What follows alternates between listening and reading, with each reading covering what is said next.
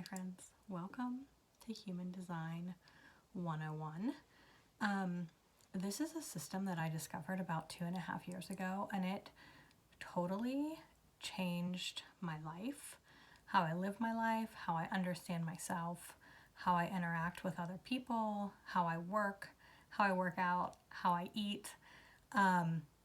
There's just so much depth to this system, and it's essentially a combination of I Ching, astrology, the chakra system, and some other things.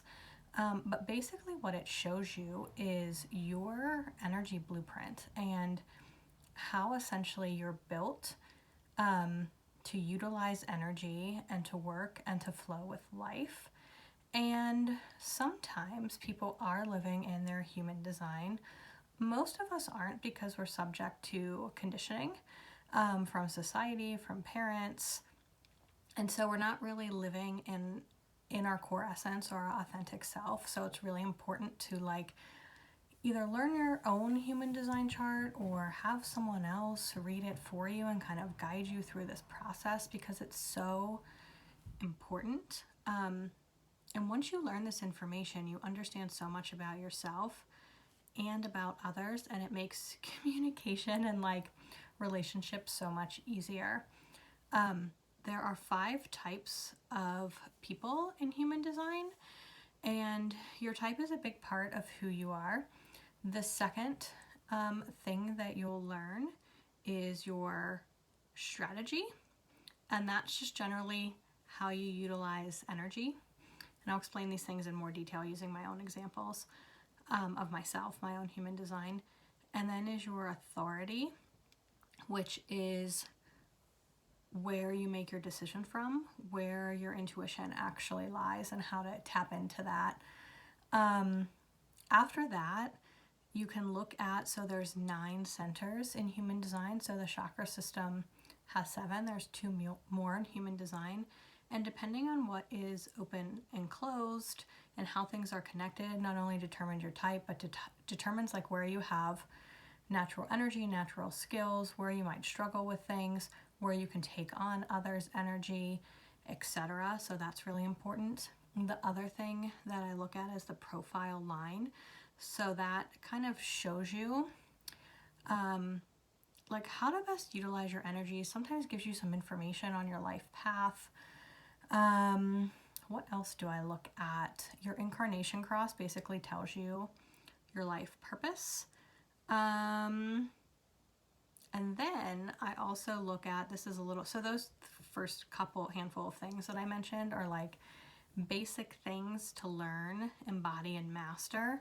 The human design chart goes very, very deep. The other thing that I look at for people that I'm highly interested in is the health system in human design. So this will show you, should you be on a schedule? Should you eat on a schedule? What's your best environment to eat at and digest in? How do you digest life? What environment should you live in? How can you recreate that for yourself? How do you learn? Are you more a passive or an active learner? How do you manifest and set goals? Those are all in the health system. And so just so you can have a concrete example, I'll give you a rundown of my human design.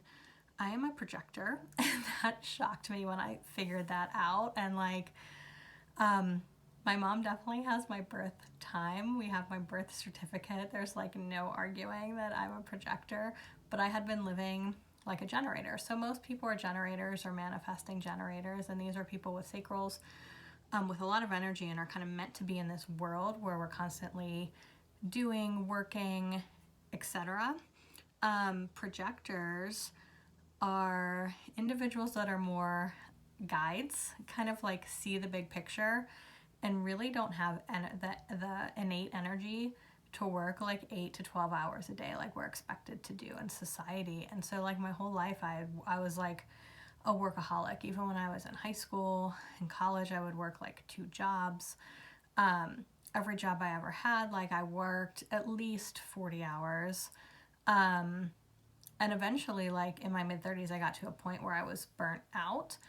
And through my own personal health journey, I discovered human design, and it was like an integral piece in my healing because my energy was so out of alignment. I was burnt out because my body just couldn't handle that kind of lifestyle, working, traveling, never resting, always doing. So I had to do a lot of deconditioning around just knowing that I was a projector and couldn't work like that. I'm just not meant to do that. The other big things I've learned, so I'm a splenic projector. So my authority, my intuition,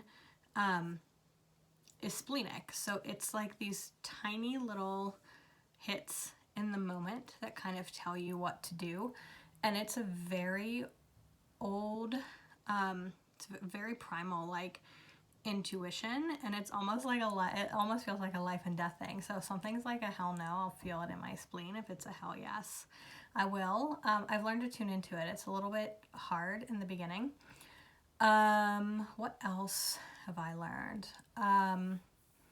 My profile line is 1-3, so 1 is the investigator, so really digging into details and like constantly learning. The 3 line is the martyr, so that basically means like learning by doing, learning through trial and error.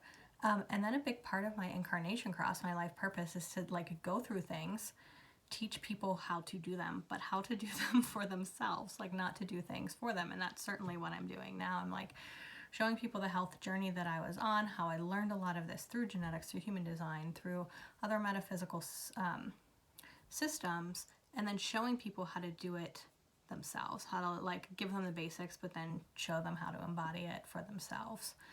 I have a defined root, a defined spleen, obviously, a defined head, and a defined anja. So from that, I know that like I can get stuck in my head a lot.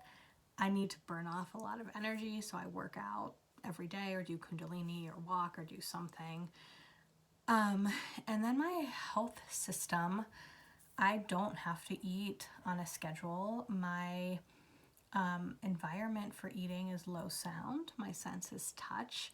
So I do really good in like quiet eating environments. I love to go to the grocery store and touch things. I don't eat so much with my hand, but I really do enjoy preparing my own food and definitely touching things when I go to the market.